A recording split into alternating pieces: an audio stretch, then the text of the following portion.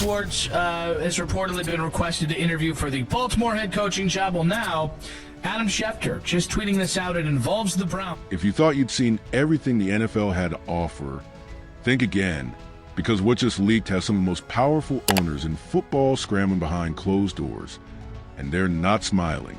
This is Spill News, where secrets don't stay buried, they explode. And this one, it involves John Harbaugh, Shedeur Sanders, and a move so quiet, so calculated, that the entire league is now in full damage control mode. The internet couldn't believe it, and trust me, you won't either. One moment, this was brushed off as off-season chatter. The next, insiders were whispering about emergency calls, backroom meetings, and promises that were never meant to see daylight. Fans started connecting dots. Bloggers started digging. And suddenly, NFL owners weren't just annoyed, they were panicking. Because nothing rattles billionaires faster than a deal they didn't approve.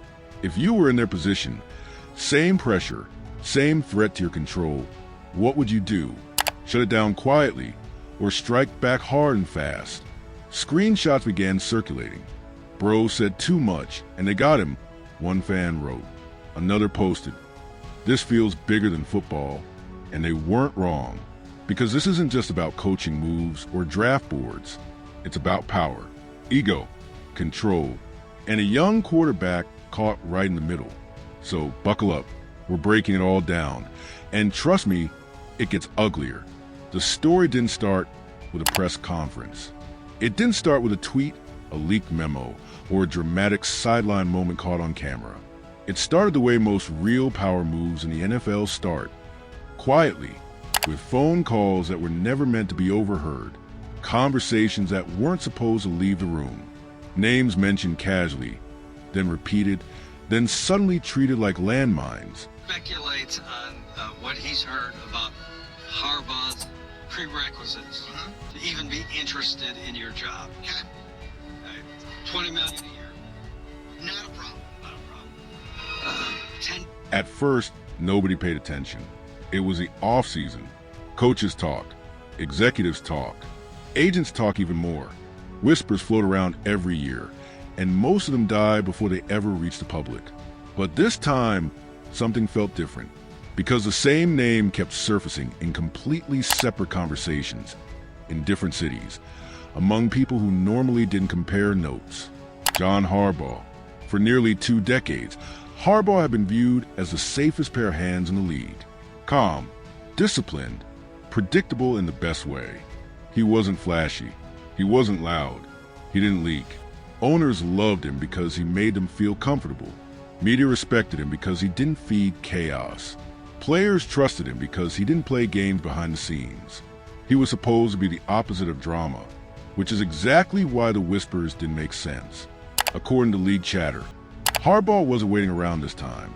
He wasn't letting teams feel him out on their schedule. He was the one initiating contact, and not the polite, surface-level kind. These weren't just checking-in calls. These were long conversations, detailed conversations, conversations that left the people on the other end feeling like they'd just been evaluated instead of doing the evaluating. That alone raised eyebrows. Then came the second name that changed everything. Shedeur Sanders, a quarterback whose presence already divides rooms, confident to the point of discomfort for some, charismatic in a way that attracts cameras whether he asks for them or not, the kind of player who doesn't just bring talent.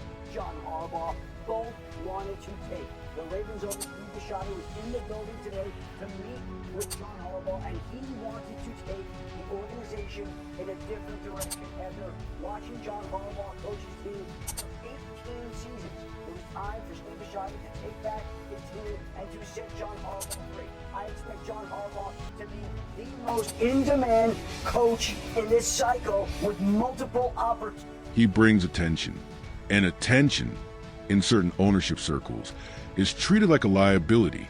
When whispers suggested Shedeur's name was coming up in those same conversations, the tone around the league shifted instantly, because now it wasn't just about a coach exploring options. It was about influence, about alignment, about the future of a position that defines franchises and exposes weaknesses at the very top. Behind closed doors, executives began doing something they rarely admit to doing. comparing notes. One front office would casually mention a call with Harbaugh. Another would pause, then admit they'd had a similar call. Same questions, same tone, same uncomfortable feeling that Harbaugh wasn't asking for permission. He was setting standards. And buried inside those discussions, according to multiple whispers, was a theme that made people uneasy. Quarterbacks, not stats, not schemes. Quarterbacks as leverage.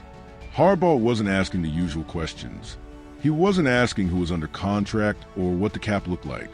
He was asking whether organizations truly believed in their quarterbacks beyond press conferences and talking points, whether they were willing to commit in ways that wouldn't look good in a press release but mattered in real life, whether ownership could stay out of the way when things got uncomfortable. Those questions hit nerves, because teams lie about quarterbacks all the time. They spin, they protect, they overpromise. But Harbaugh wasn't buying spin. He was probing, testing, asking questions that forced hesitation before answers. Questions that didn't sound like curiosity. They sounded like audits. And when Shedeur Sanders' name entered that audit, everything tightened. According to insiders, Harbaugh wasn't questioning Shedeur's talent. That part was obvious. What he was questioning was the environment, whether an organization could handle the attention that comes with him, whether they could develop him without trying to control the narrative every week, whether ownership would trust football people to do football things when the cameras got loud. That question made certain people very uncomfortable, because it wasn't really about Shedeur. It was about control. Front offices began to feel exposed, because if Harbaugh walked away from a conversation, it wouldn't just look like a missed opportunity. It would look like a failure of structure, a failure of trust. And nobody likes being exposed like that, especially not people used to running billion-dollar operations without being questioned. Behind the scenes, frustration slowly turned into anxiety. Owners started imagining scenarios they didn't like. What if Harbaugh chose somewhere else and won immediately? What if it became obvious that he picked a team because ownership stayed out of his way? That kind of success wouldn't just win games. It would raise questions, dangerous questions. Why didn't he choose us? That's when the first real leak happened. Not a recording, not a document, just enough detail to confirm what some had feared. Harbaugh wasn't negotiating like a normal candidate. He was setting conditions. He was making teams explain themselves. He was deciding who deserved his time. And in at least one of those conversations, according to lead chatter, Shedeur Sanders wasn't framed as a risk. He was framed as an opportunity. That single detail changed everything. Because if Shedeur wasn't the problem, then something else was. Something structural. Something that couldn't be fixed with marketing or messaging. Something tied directly to ownership culture and long-standing habits that rarely get discussed publicly. As fans started connecting dots online, the noise exploded. Old interviews resurfaced. Clips were rewatched with new context. Every pause felt intentional. Every quote felt loaded. The idea that Harbaugh might be quietly aligning himself with a future quarterback while forcing owners to confront their own insecurities became impossible to ignore. At that point, the anger wasn't just about a secret move. It was about what that move represented. Because if Harbaugh could flip the leverage like this, others might follow. Coaches, executives, maybe even players. Owners weren't just worried about one situation. They were worried about precedent, about a shift in power that didn't benefit them. That's when the calls started going the other way. Not to Harbaugh, between owners, between executives, between people trying to figure out how much damage had already been done and whether stopping it now would only make things worse. Emergency conversations, closed-door discussions, the kind that never show up on league calendars. Meanwhile, Shedeur Sanders said nothing. No posts, no interviews, no subtle reactions. And in moments like this, silence is loud, because silence invites interpretation. And interpretation turns into narrative faster than facts ever could. By the end of that week, one thing was clear. This wasn't about one coach or one quarterback. It was about a system being tested, about power dynamics shifting in a league that pretends everything is controlled, predictable, and fair. And just when owners thought they understood where the line had been crossed, just when they believed the damage was contained, another detail surfaced from those same private calls, a detail that reframed the entire situation and set the stage for what came next. The moment that detail surfaced, the tone around the entire situation changed. Up until then, owners could tell themselves this was just aggressive networking, a respected coach testing the waters. Nothing illegal, nothing unprecedented, something they could manage quietly and move past. But this new piece of information suggested intent. And intent is what scares people who are used to controlling outcomes. According to multiple insiders who later spoke anonymously to league-connected media, Harbaugh wasn't just asking questions anymore. He was asking for proof, not documents, not guarantees written into contracts. Proof in behavior, proof in mindset, proof in how organizations reacted when their authority was challenged, even hypothetically. And that's where Shedeur Sanders became more than a name in a conversation. In at least one of those private calls, league chatter suggests the discussion around Shedeur shifted in a way that caught executives off guard. He wasn't described as a gamble. He wasn't described as a developmental project. He was described as a stress test, a way to see how an organization handled pressure, attention, and loss of control. That's when the whispers turned into alarm. Because once a quarterback becomes a leverage point, the conversation stops being about football. It becomes about ego, about hierarchy, about who actually runs a franchise when things don't go according to plan. One source claimed Harbaugh framed it bluntly. If a team truly believed it could win with a young quarterback under an intense spotlight, then ownership needed to prove it wouldn't interfere the moment criticism started rolling in. That hit too close to home for some people. Almost immediately, online spaces began to light up. Fan accounts noticed unusual media behavior. Certain reporters started using the same phrases across different platforms. Words like preliminary, exploratory, and informal began appearing everywhere, as if someone had handed out a memo on how to downplay the situation without denying it outright. And then came the screenshots. Not verified, not confirmed, but believable enough to spread. Alleged DMs from people claiming front office connections. Messages hinting at frustration, at confusion, at conversations that didn't go the way executives expected. One post read, "This isn't how this usually works." Another said, "He's asking questions nobody wants to answer." Sarcasm followed quickly. Nothing screams trust like ownership panicking before anything even happens. One viral account joked. Another added, "So he wanted football people to make football decisions? Crazy." The reactions weren't limited to fans. Former players began chiming in, carefully at first, talking about how often quarterbacks get blamed for organizational failures. How young players are sold dreams that disappear the moment adversity hits. Without naming names, they hinted that the league's power structure had always been fragile. It just rarely got challenged so openly. That's when the pushback began. Stories started appearing that painted Harbaugh in a different light. Suddenly, he was being described as demanding, difficult, unrealistic. Anonymous quotes suggested he wanted too much control, too much influence, too much say. Phrases designed to make him sound unreasonable without actually explaining what he'd done wrong. The timing wasn't subtle, because none of those concerns existed before the leaks. Nobody complained about his demands while the conversations were private. The narrative only shifted once it became clear he wasn't desperate. Once it became obvious he was choosing, not chasing. Fans noticed, analysts noticed, and the online sarcasm turned brutal. Funny how he's hard to work with the moment he has leverage. One post read, another said they loved him when they thought he needed them. Meanwhile, Shedeur Sanders remained silent.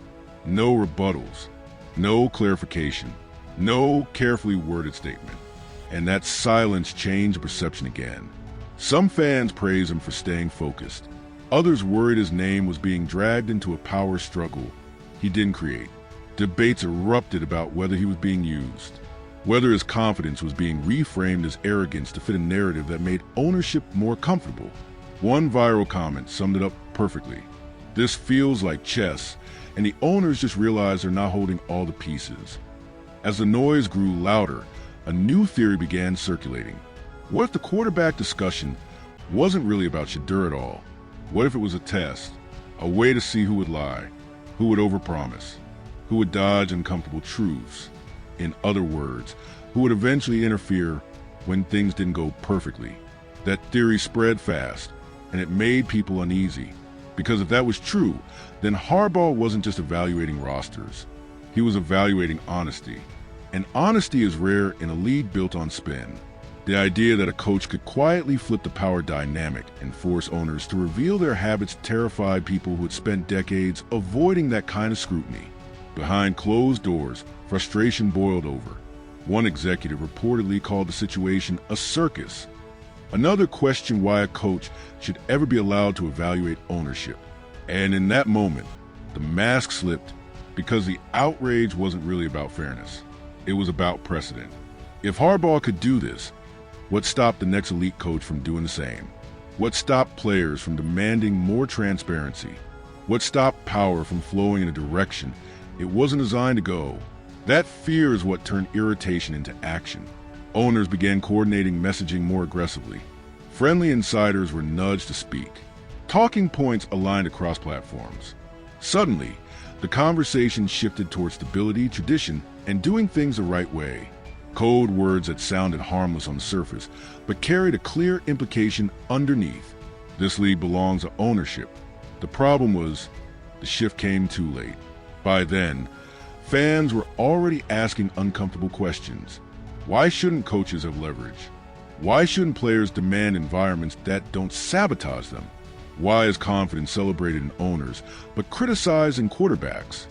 Once those questions enter the public conversation, they don't disappear just because a few insiders insist everything is normal. As days passed, the frenzy slowed, but the damage didn't. Harbaugh, according to people familiar with his thinking, stopped returning certain calls. Not dramatically, just quietly. Teams that tried to control the narrative found themselves waiting. Teams that hesitated wondered if they'd already failed whatever test they didn't realize they were taking. And Shedeur Sanders kept doing the one thing nobody expected. He showed up. No speeches, no explanations, just work. Calm, focused, unbothered. And that image unsettled people more than any quote ever could. Because confidence without justification threatens systems built on control. By the time the league realized this wasn't going away, it was already too late. The conversation had shifted from one leak to a larger question about power, exposure, and who actually decides the future in a league worth billions. And just when owners believed the worst of it had already leaked, just when they thought the narrative couldn't become more dangerous, another name surfaced from those same private conversations. A name that reframed the entire situation yet again and set off the most explosive reactions of all. The moment that name surfaced, everything tightened. Conversations stopped mid-sentence. Jokes disappeared. And whatever illusion of control ownership thought it still had began to crack. Because this wasn't just another executive, agent, or advisor being whispered about behind closed doors. This was someone whose involvement instantly raised the stakes. Someone whose presence suggested the situation had moved beyond curiosity and into consequence. According to multiple insiders, the name that entered those conversations wasn't a player at all. It was ownership itself. Not ownership as a concept, but specific ownership behavior. Histories, patterns, reputations. Harbaugh, it seemed, wasn't just evaluating football situations anymore. He was evaluating people. And once that realization set in, the league reacted the only way it ever does when power feels exposed. It closed ranks. Almost overnight, the tone shifted again. Stories began popping up painting Harbaugh as unreasonable, demanding, out of step with how things are done. Anonymous quotes appeared suggesting he wanted total authority, total control, total influence. Words carefully chosen to sound dangerous without actually proving anything. It was the same playbook the league has always used when someone threatens a balance. Question motives, discredit intent, redirect attention. But the timing told the real story, because none of this concern existed before the leaks. None of it existed when the calls were private. The moment it became public that Harbaugh was choosing, not begging, the narrative flipped. Fans noticed. Media noticed. Former players noticed. The sarcasm online was ruthless. Funny how he's a problem now. One post read. Another said they loved him when they thought he needed permission. And right in the middle of all of it sat Shedeur Sanders. The pressure on him changed overnight. Not because of anything he did on the field, but because of what his name now represented. Suddenly, every clip of him speaking confidently was reinterpreted as arrogance. Every moment of silence was labeled calculation. His name became shorthand for disruption, even though he hadn't disrupted anything himself. Some insiders quietly suggested Shedeur had become the unspoken test. If an organization could handle the attention he brought, maybe it could handle losing control elsewhere. If it couldn't, then Harbaugh had his answer. That idea spread quietly at first, but once it did, it reframed everything. This wasn't about whether Shedeur could play.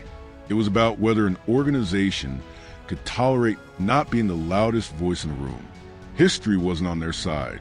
Behind closed doors, emotions boiled over. One executive reportedly slammed the entire process, calling it unprofessional.